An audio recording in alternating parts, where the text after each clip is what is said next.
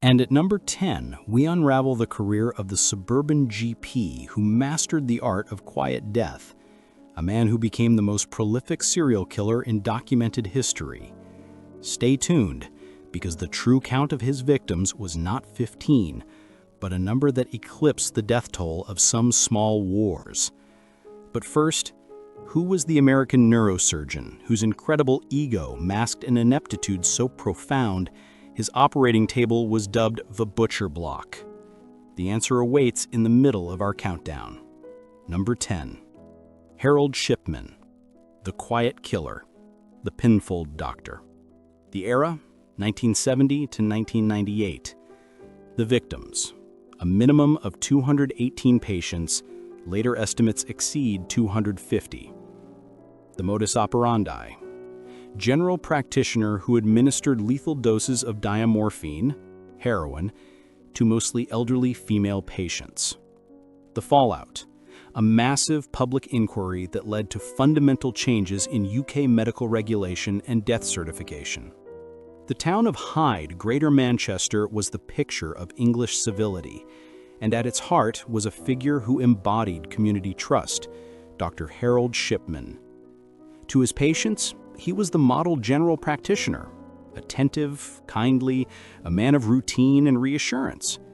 He was the man you called when life began to fade, the man whose word was law in the home. For decades, Dr. Shipman operated in plain sight. He was highly efficient, almost unnervingly so. He developed a remarkable specialization, being present when his patients died. He would arrive, administer a substance, and calmly pronounce the time of death, usually citing natural causes like old age or stroke.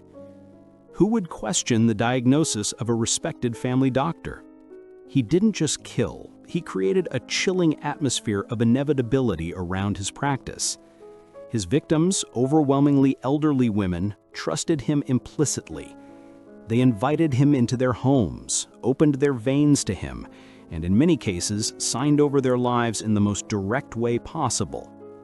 The core of his deception was the lethal cocktail diamorphine. As a physician, he had easy, unquestioned access to the drug. It provided a quick, quiet, and easily disguised death. Crucially, it left little immediate trace, especially in the bodies of the elderly, whose deaths rarely prompted post-mortem examination. The plot was not a conspiracy of men, but a conspiracy of the system. Shipman's meticulous documentation and clinical records were his alibi.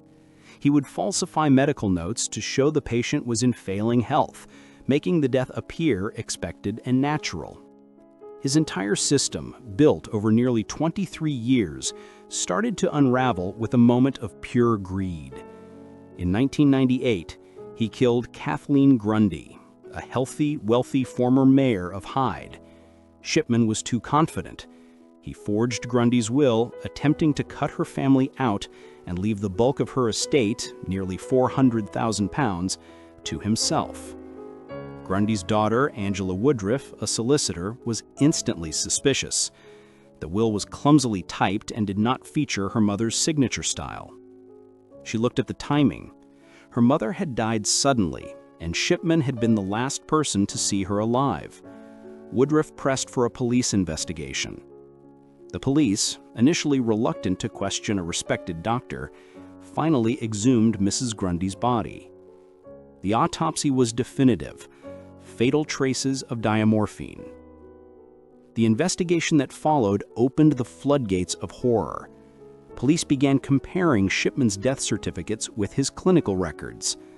The pattern was horrifyingly clear: an abnormally high death rate, followed by a cremation, which destroys all physical evidence, that Shipman would often sign off on himself. The scale of the crime was almost impossible to comprehend. When the initial inquiry concluded, Shipman was only charged with 15 murders.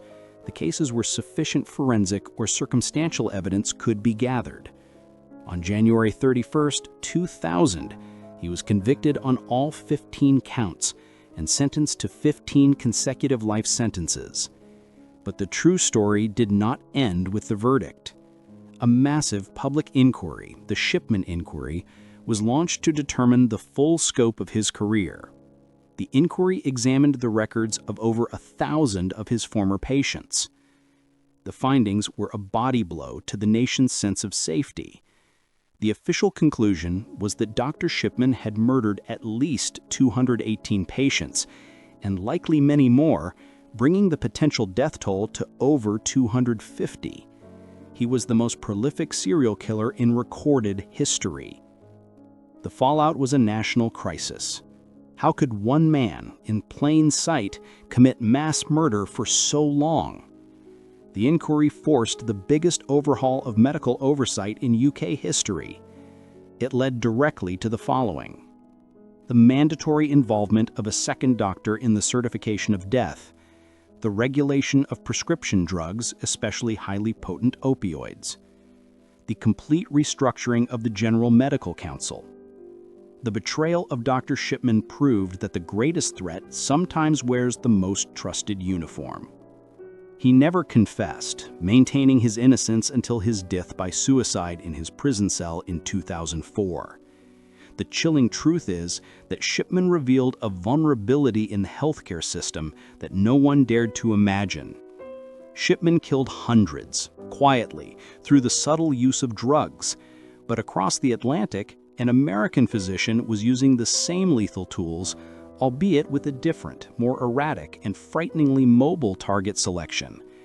This man moved from hospital to hospital, leaving a wake of unexplained deaths across multiple U.S. states.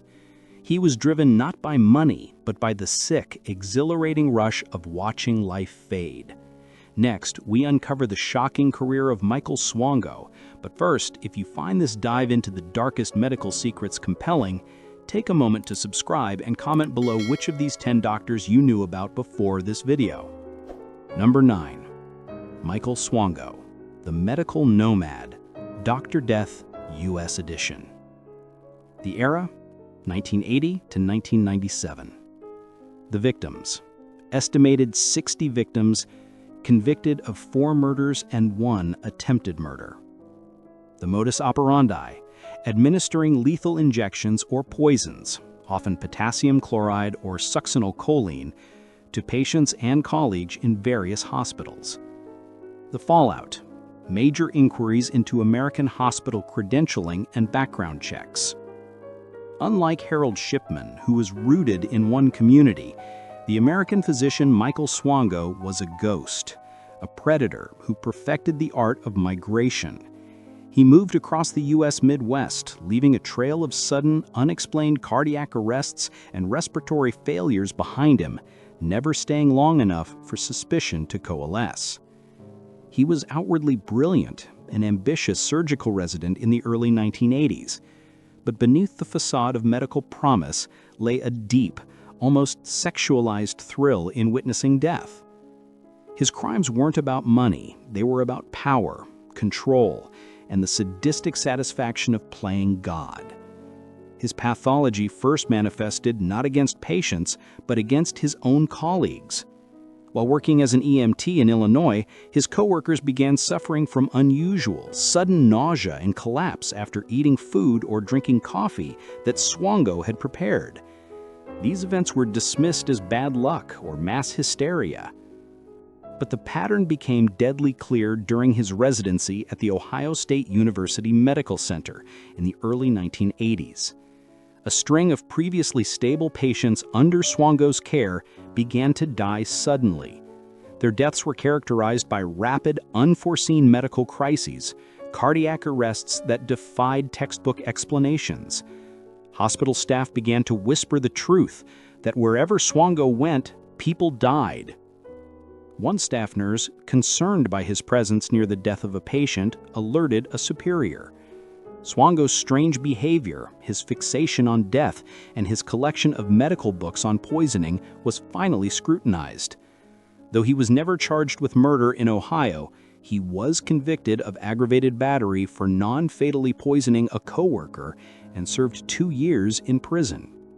This is where the plot takes a chilling, systemic turn. Swango was a convicted felon, but the massive decentralized American healthcare system allowed him to simply move and resume his killing.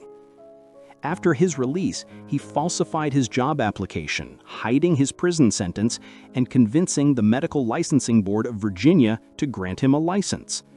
He then secured work as a physician at a number of facilities, including a prominent medical center in South Dakota, and later, even more shockingly, in a remote hospital in Zimbabwe. His crimes escalated in frequency and boldness.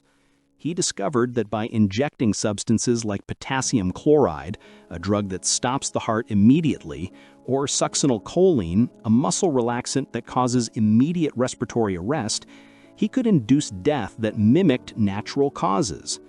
These drugs are notoriously hard to detect in a standard postmortem unless the examiner knows exactly what to look for. The story truly broke open when he applied for a residency in New York in 1997. A persistent former colleague from Ohio, Dr. Bob Kirschner, refused to let Swango fade away. Kirschner meticulously tracked the physician's career, compiling all the suspicious deaths and sharing the file with the FBI and the New York residency program. The FBI investigation, spearheaded by Agent John Hall, finally revealed the decades-long pattern. They realized they were tracking a nomadic serial killer who had worked in at least 10 different health facilities across the globe. Swango was finally apprehended in June 1997 while crossing the border from Zimbabwe into Zambia. Faced with the mountain of evidence and the prospect of the death penalty, Swango finally pleaded guilty to 4 counts of murder and 1 count of attempted murder in 2000. He was sentenced to multiple life terms without the possibility of parole. The legacy of Michael Swango was the shocking realization that a large hospital system, obsessed with efficiency and prestige, can be willfully blind to a predator within its ranks. His case mandated the implementation of the National Practitioner Databank, a system designed to track disciplinary actions and malpractice across state lines. Swango's terror forced the system to communicate, ensuring that a killer could no longer simply erase his past by changing his zip code. Swango and Shipman both killed in the sterile environment of the hospital using subtle drugs. But a century earlier, in the chaos and moral vacuum of Nazi-occupied Paris, another doctor ran an operation of mass murder that was disguised not as medical care, but as a final sanctuary for those trying to escape persecution. This man used his medical practice as a bait. Next, we travel to 1940s France to uncover the unimaginable acts of Marcel Petiot, the physician whose house became known as the House of Horrors. And later, we'll return to the States to confront the doctor who wasn't just suspected of killing patients, but was tried for attempting to kill 100 people. Don't go anywhere. Number 8.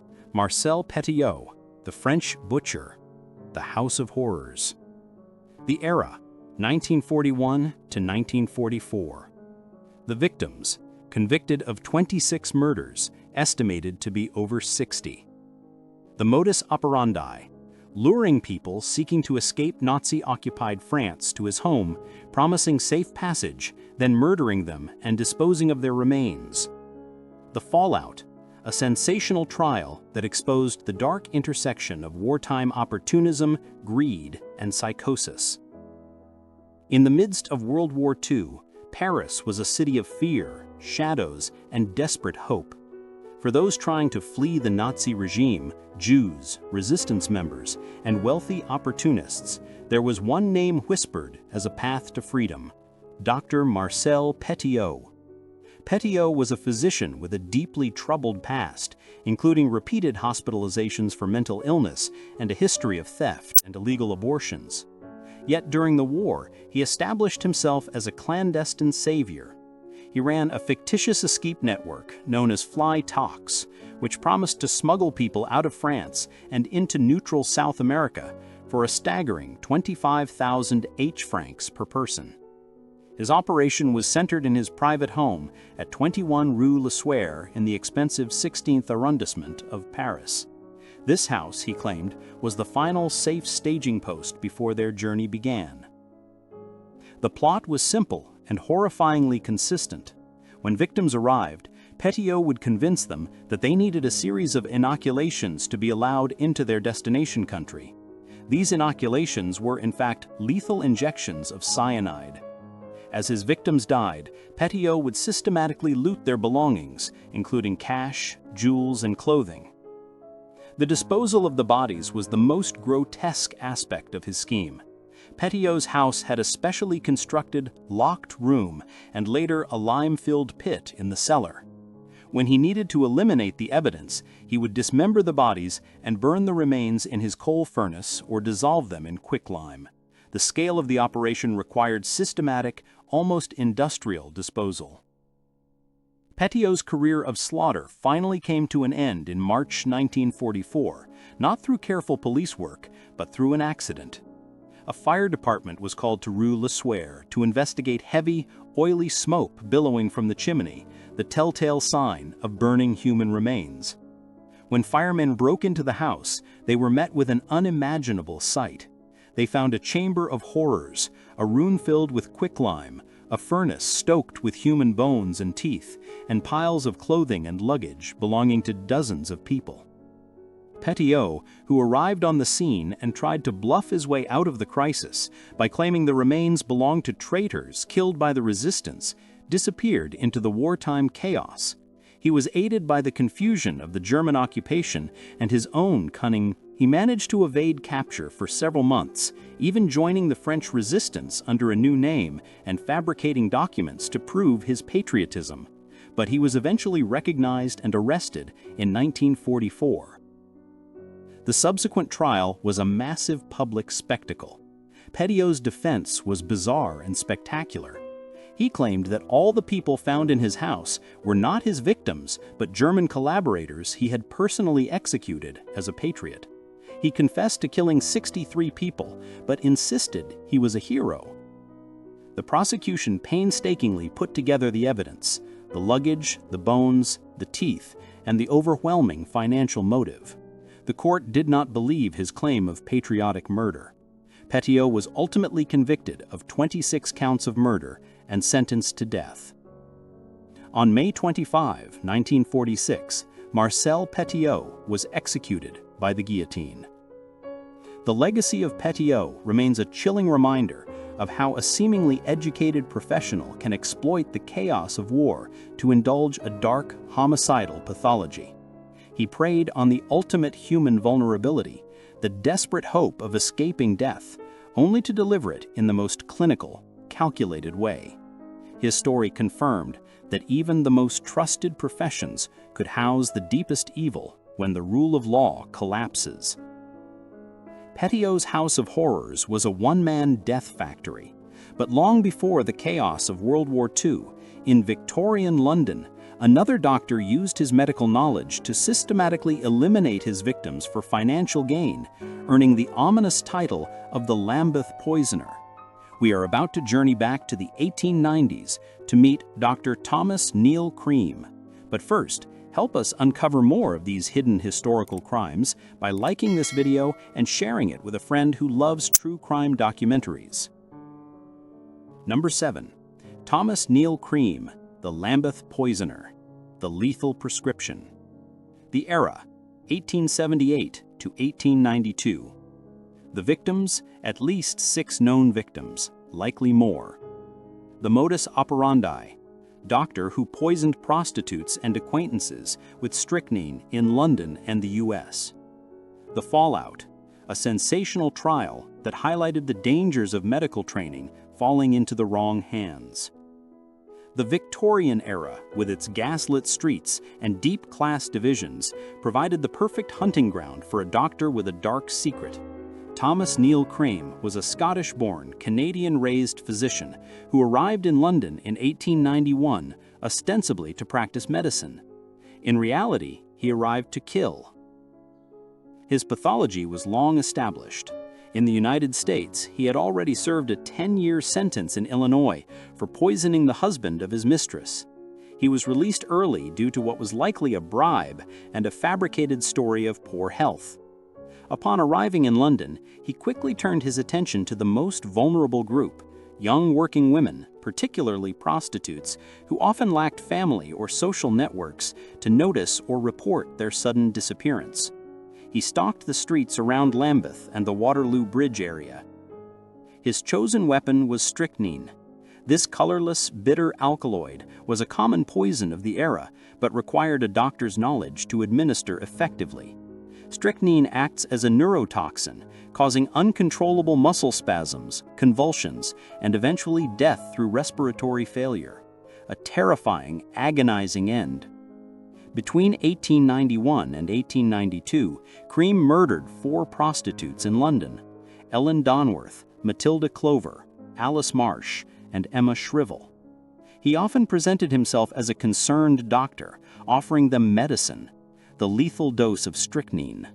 In one chilling case, he wrote to the local newspapers, claiming that one of his victims had been poisoned by a reputable chemist, attempting to frame an innocent man and deflect suspicion. His arrogance was his ultimate undoing.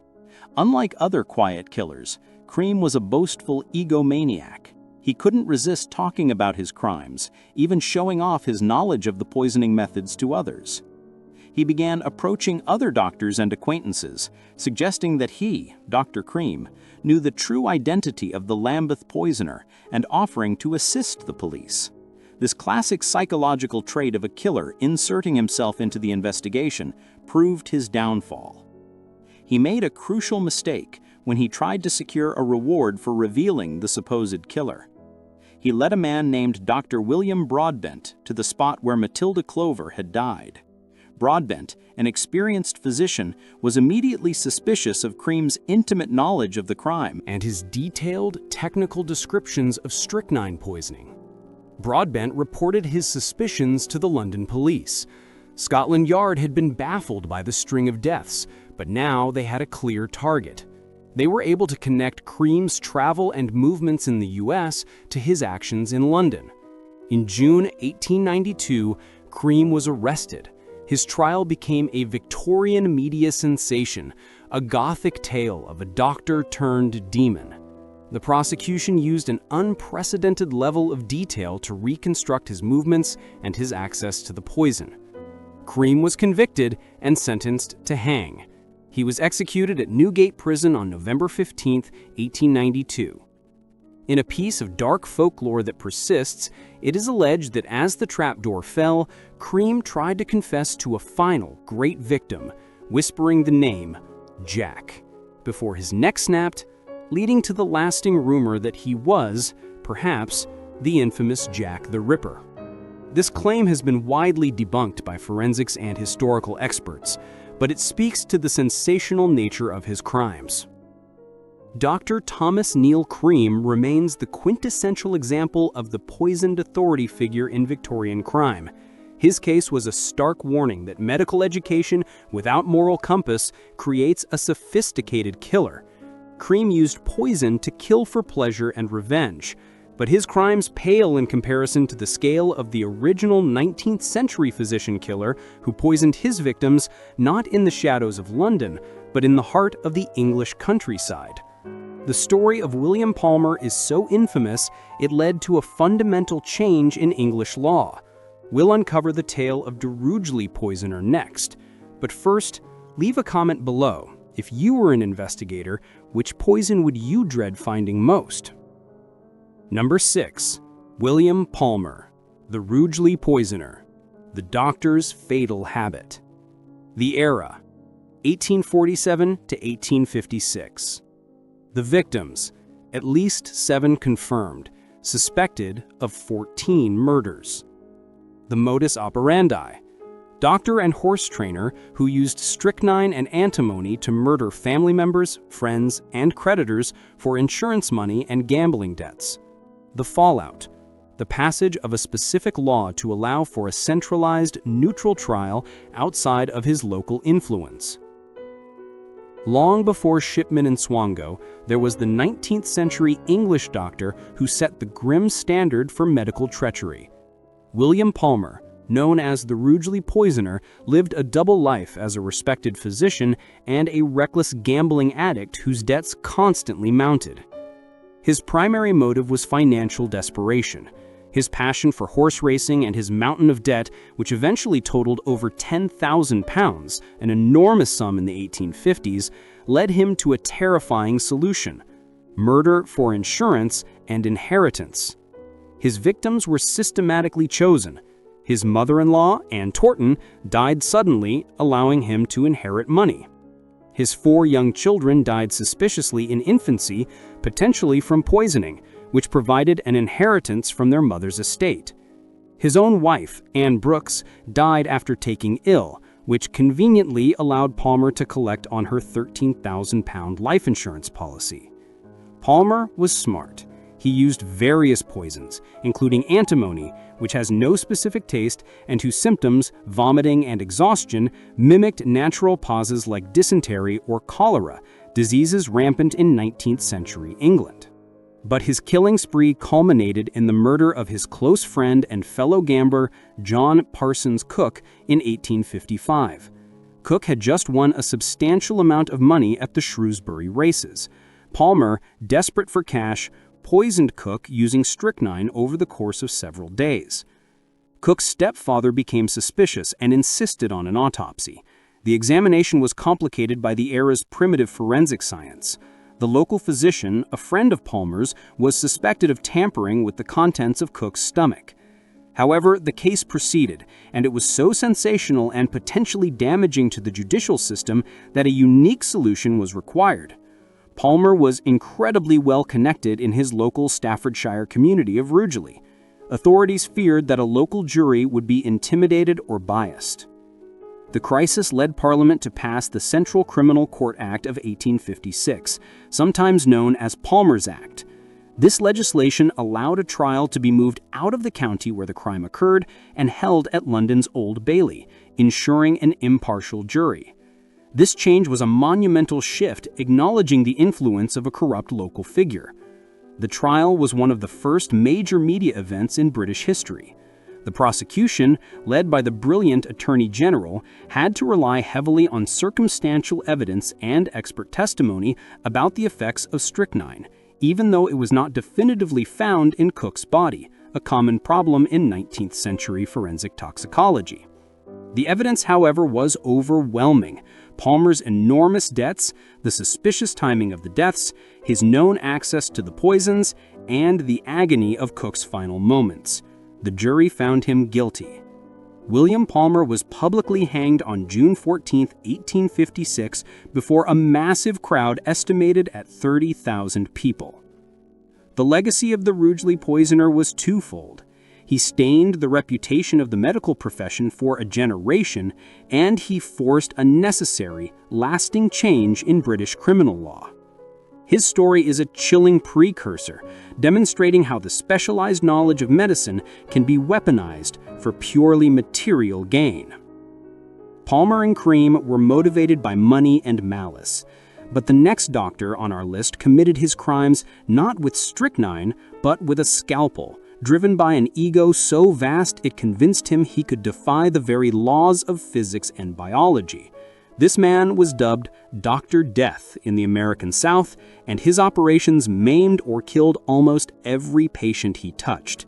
Stay tuned as we count down to the horrific case of Christopher Duntsch. But first, don't forget to subscribe if you want to keep watching these deep dives into the shadows of history. Number 5. Christopher Duntsch, Dr. Death, the Butcher of Dallas. The era, 2011 to 2013. The victims, at least 2 patients killed, 4 patients permanently maimed, and over 30 victims with serious complications. The modus operandi, neurosurgeon who committed gross medical negligence, operating while mentally impaired and actively inflicting injury, including leaving foreign objects in patients and cutting nerves. The story of Christopher Duntsch is not one of subtle poisoning, but of spectacular, agonizing surgical carnage. In the early 2010s, Duntsch arrived in the Dallas-Fort Worth area of Texas, heralded by an air of aggressive self-promotion that masked a fundamental, lethal incompetence. Duntsch was a neurosurgeon, the pinnacle of surgical specialization. He claimed to be a revolutionary scientist, a medical visionary. In reality, he was a narcissistic addict with an incredible, unearned ego. His career of terror lasted less than 2 years, but his actions resulted in a catastrophic tally of human damage. He left a trail of butchery so shocking that his operating room was referred to by others as a kill zone. The scale of his incompetence bordered on intentional malice. His surgical errors were not minor mistakes, they were fundamental violations of basic human anatomy. He amputated a nerve root instead of removing a tumor, paralyzing the patient. He fused vertebrae incorrectly, leaving a patient in agony. He attempted to operate while allegedly under the influence of drugs or alcohol. In one operation, he sliced into the patient's vertebral artery, causing massive blood loss and death. He mistakenly operated on the wrong part of the spine, leaving a patient permanently quadriplegic. The deaths were tragic, but the cases of severe, permanent maiming were perhaps more horrific. Mary Efford went in for a simple spinal fusion and came out unable to feel her legs. Jeff Glidwell went in for a neck injury and was left with a cut esophagus and holes in his vocal cords. The plot was not a conspiracy, but the failure of an entire system to rein in a reckless sociopath. Duntsch moved between 6 different hospitals in the Dallas-Fort Worth area. When one hospital revoked his privileges due to clear malpractice, he simply walked across the street and got credentialed at another facility. Why? Because neurosurgeons bring in massive revenue for hospitals, and administrators were often willing to overlook warning signs in favor of the bottom line. Furthermore, the existing medical board system was designed to protect doctors, making it difficult for a hospital to report a doctor to the state board until after the damage was done. 2 doctors, Dr. Orthopedic Surgeon Robert Henderson and Vascular Surgeon Dr. Randall Kirby, became the heroes of this dark tale. They saw the pattern, documented the carnage, and dedicated their careers to stopping Duntsch, facing professional retaliation in the process. They finally convinced the authorities that Duntsch's actions crossed the line from malpractice to criminality. The evidence was presented that his procedures were so fundamentally wrong that they constituted criminal assault. In a landmark decision, the state of Texas pursued a criminal case against him. On February 20, 2017, Christopher Duntsch was convicted of injury to an elderly person, Mary Efford, and was sent to life in prison. The conviction was not for murder, but for the devastating intentional injury he inflicted, setting a rare precedent that incompetence so extreme can be judged as criminal assault. The case of Dr. Death exposed the dark side of physicians' self-regulation. It revealed that doctors who commit errors are often allowed to resign quietly, moving on to another state or facility, leaving their victims behind. Duntsch's life sentence was a victory for the victims, but the systemic weaknesses he exploited remain a source of anxiety in American healthcare. The medical system failed to stop Duntsch's self-destructive ego, but across the world, in Sweden, a brilliant, celebrated thoracic surgeon was about to attempt medical procedures so radical, so untested, and so driven by hubris that they make Duntsch's crimes look small-time. This man promised patients artificial organs and a medical revolution. Instead, he delivered a death sentence. Next, we uncover the international scandal surrounding Paolo Macchiarini, and we'll return to England to examine the case of the suspected killer doctor whom the law failed to convict. Don't touch that remote. Number 4. Paolo Macchiarini, the regenerative rogue, the synthetic lie. The era, 2009 to 2016. The victims, 7 patients who received experimental synthetic tracheas, 3 known survivors with severe complications, 4 confirmed dead. The modus operandi, performing highly experimental, unproven synthetic trachea transplants as clinical procedures without proper ethical review or lab testing. The fallout: massive international scientific scandal involving the Karolinska Institute and the Nobel Assembly, leading to criminal convictions. Paolo Macchiarini was a star, a thoracic surgeon of immense charm, charisma, and undeniable skill. He promised the ultimate medical miracle: regenerative medicine. He claimed he could replace diseased human organs with synthetic scaffolds coated in the patient's own stem cells, essentially creating a new, living organ. He achieved global fame in 2011 when he performed his most famous operation at the prestigious Karolinska Institute in Sweden, transplanting a synthetic windpipe, or trachea, into a patient named Anda Mariam Teklesenbet. The procedure was hailed as a world first, placing Macchiarini in the pantheon of medical genius. The problem? The plot was a complete fabrication. Macchiarini had moved his procedure from the laboratory bench directly to the human operating table. The synthetic tracheas, plastic tubes, were not developing the blood supply needed to survive, and the patients were doomed to a slow, agonizing death. Macchiarini performed these procedures on 7 patients across Sweden, Russia, and the United States. His rationale was that these patients were at the end of the line and had no other choice, but medical experts later determined that some of these patients were in fact not terminally ill and could have been treated by conventional means. The horror unfolded slowly. The synthetic tubes began to collapse, disintegrate, or cause severe chronic infection. One by one, the patients died. The scandal broke not because of a formal medical investigation, but because of a handful of brave whistleblowers, 4 doctors at the Karolinska Institute. They noticed Macchiarini was manipulating his results, submitting fraudulent data, and deliberately misrepresenting the health status of his failing patients in his journal publications. The internal institutional response was initially hostile to the whistleblowers. Macchiarini was protected by his celebrity status, his proximity to the Nobel Prize Committee, and the immense financial prestige he brought to the Institute. The Institute initially cleared Macchiarini of misconduct and instead pursued the whistleblowers.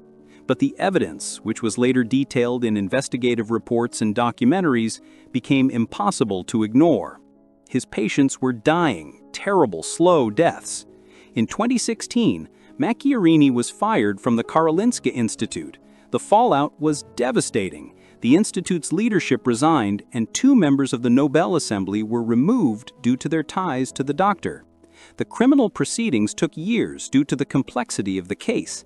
The question was whether Macchiarini's actions were reckless scientific ambition or criminal assault.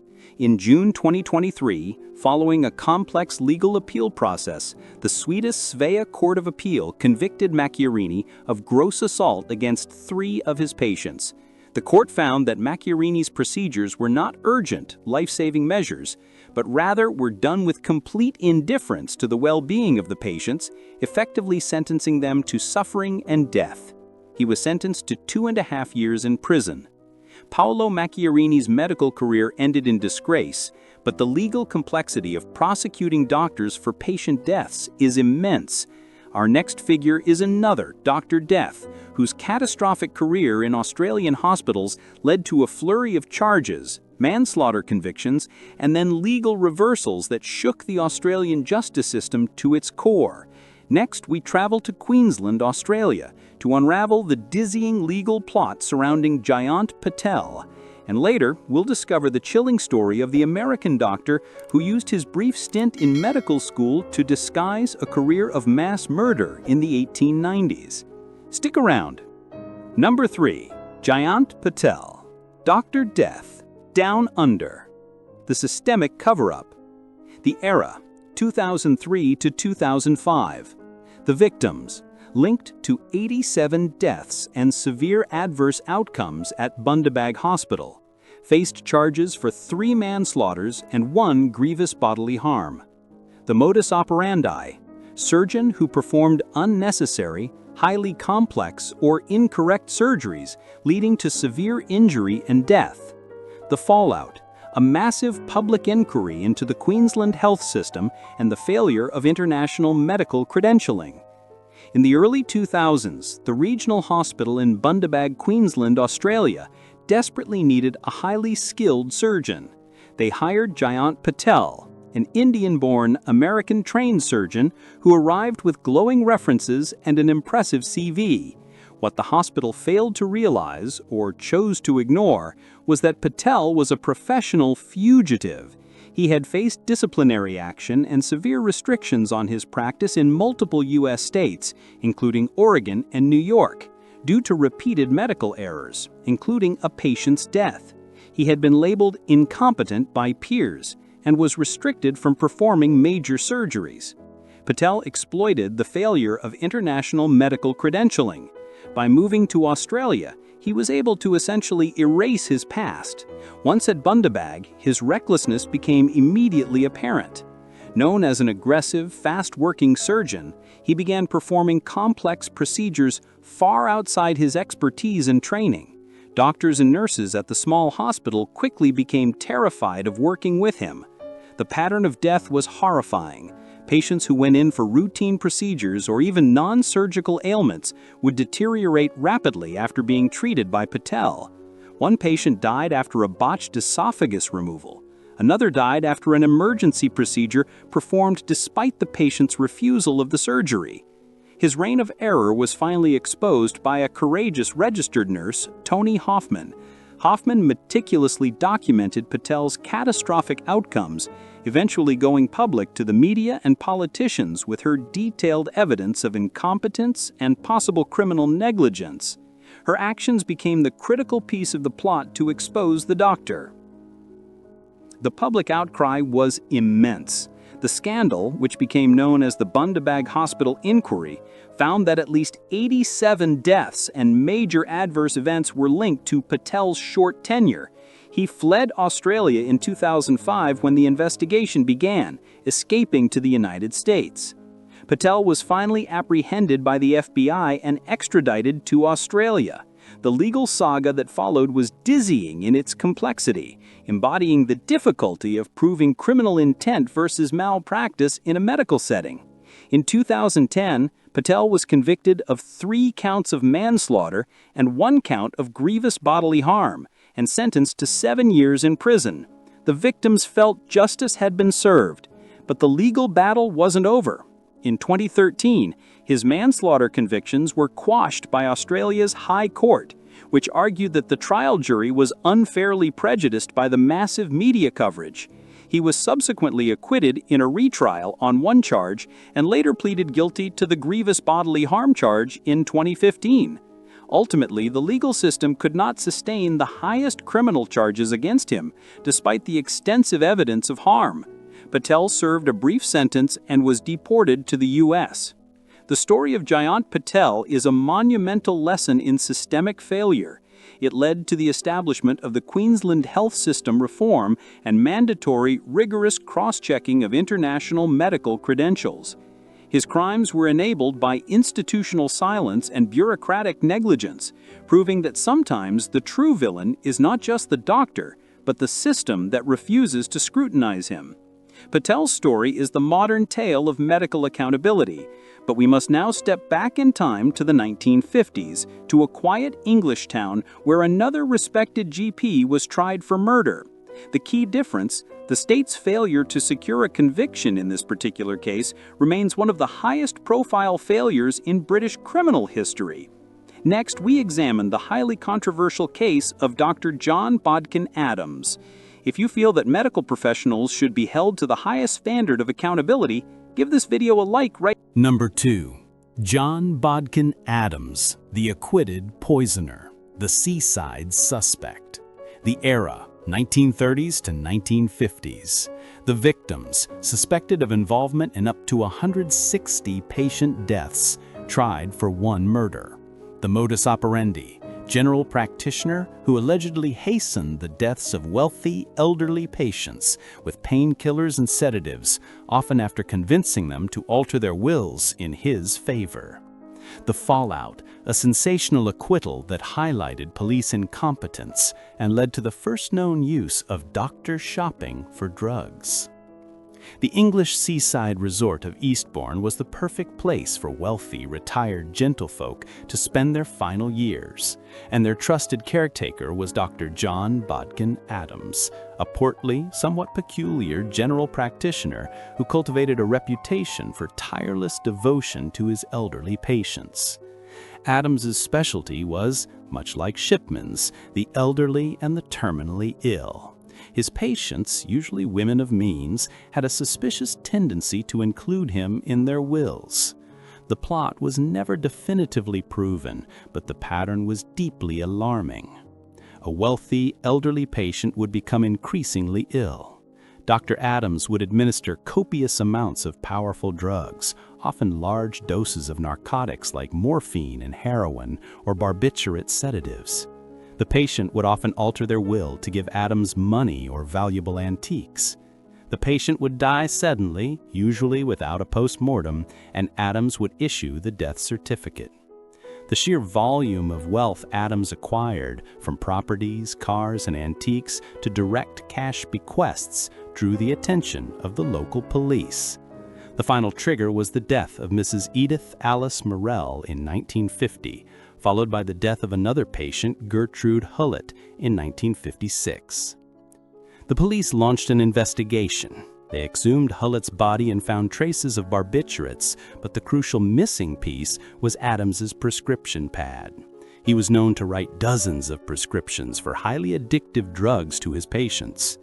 The biggest challenge in the case was the fact that Adams was administering these drugs not in secret, but as part of his medical practice. The defense argued that any drugs found were administered to ease pain and were part of standard palliative care, not murder. The sensational trial of 1957 became a clash between suspicion and scientific proof. Adams was charged with the murder of Mrs. Edith Alice Hullett. The prosecution argued that the motive was clear. Adams was named in Hullett's will and had taken an antique silver plate from her home. The prosecution's case was undermined by a series of factors. Police incompetence. The Eastbourne police failed to warn Adams's chemist, who subsequently destroyed many of the critical records proving Adams's drug consumption. The judge's bias. The trial judge, Lord Devlin, was later criticized for a charge to the jury that was seen as overtly favorable to the doctor. The palliative loophole.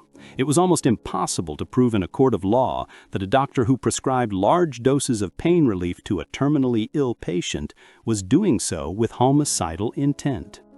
Adams was acquitted of the murder of Mrs. Hullett. The prosecution made the highly unusual move of entering a noli prosequi, a decision not to proceed on the charge related to the death of Mrs. Morrell. This was seen by many as the state admitting defeat. Despite the acquittal, the public and medical community believed Adams was guilty. He was later charged and convicted of 13 counts of prescribing dangerous drugs in excess and 3 counts of false statements on cremation forms. He was suspended from the medical register for 4 years. The legacy of John Bodkin Adams is that of the unconvicted killer. His case stands as a cold reminder of the difficulty of prosecuting a doctor who uses the very tools of their trade to commit their crimes. It highlighted the dangerous legal gray area where end-of-life care crosses into malpractice, a vulnerability that Harold Shipman would later exploit on a far greater scale. Adams was a suspected killer in a respectable coat, but our final, darkest figure was a literal monster. He was not just a doctor, but one of the most infamous serial killers in American history, a man who built a custom-made murder castle in Chicago and used his medical knowledge to dispose of his victims. His story is the ultimate betrayal of the title Doctor. Next, we conclude our countdown with the horrific, historic case of H.H. Holmes. And when the countdown is complete, we want to know which of these 10 men deserves the title, the most terrifying Doctor of Death. Comment and subscribe now. Number 1. H.H. Holmes, Herman Webster Mudgett, the Murder Castle Doctor. The era, 1990s. The victims confessed to 27 murders, though the estimated count is 200. The modus operandi, using a custom-built hotel, the murder castle, to lure, trap, and kill victims, often by asphyxiation or poisoning, then selling their skeletons to medical schools. The fallout, the terrifying spectacle of the 1893 Chicago World's Fair, was permanently overshadowed by the discovery of his crimes. The top of our countdown belongs to the man whose atrocities were so elaborate, so calculated, they required an architectural plot.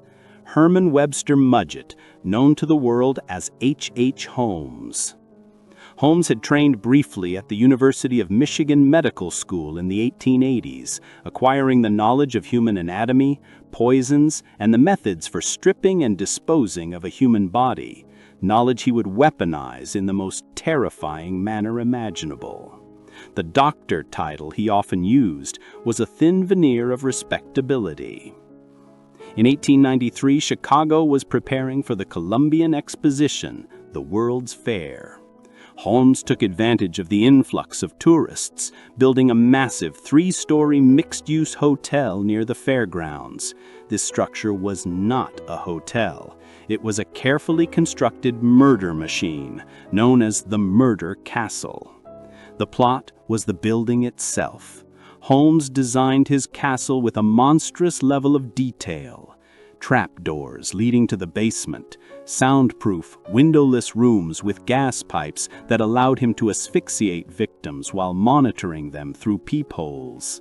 Hallways that led nowhere and stairs that ended abruptly, designed to confuse and disorient. The basement was the heart of his disposal operation, containing a dissecting table, an acid vat, and a massive crematorium, allowing him to rapidly process human remains.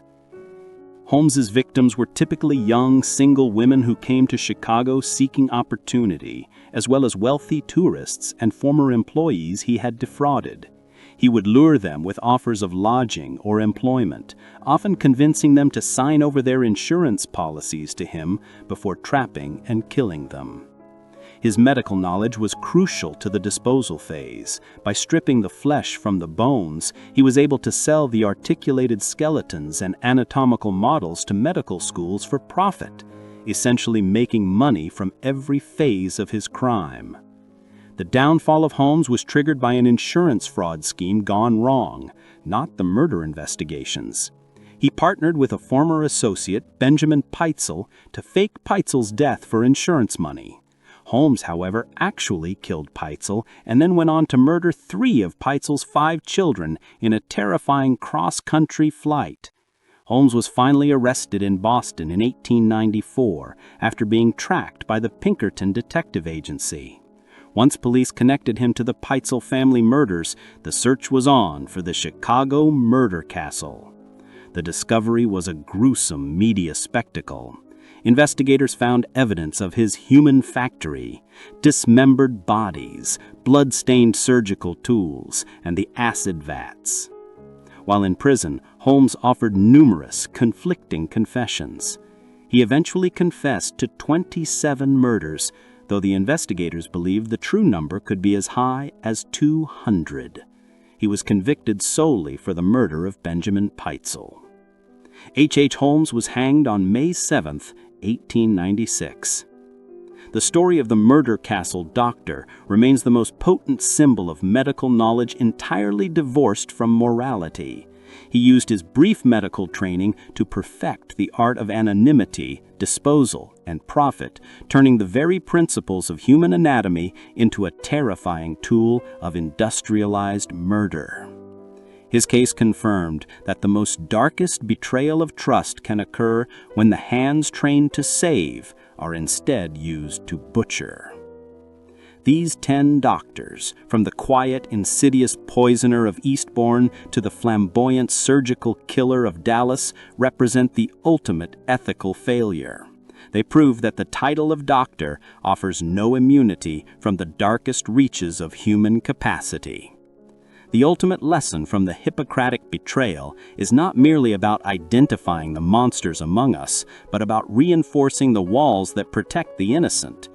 Every time a medical board is reformed, every time a credential is cross-checked, and every time a system is made to communicate, we honor the memory of the victims of these men. The system of checks and balances must be as rigorous as the trust we place in the hands of those who hold our lives. Because when the most trusted authority fails, the consequences are always the most devastating. Now it's time to hear from you. Which of these 10 horrific betrayals, from Shipman's massive quiet kill count to the architectural horror of H.H. Holmes' murder castle, do you find the most shocking? Let us know in the comments below. And if you want more deep dives into the shadows of history and the true stories of those who thought they could cheat the system, be sure to like this video and subscribe to our channel. Your support helps us continue to uncover the secrets whispered in the dead of night.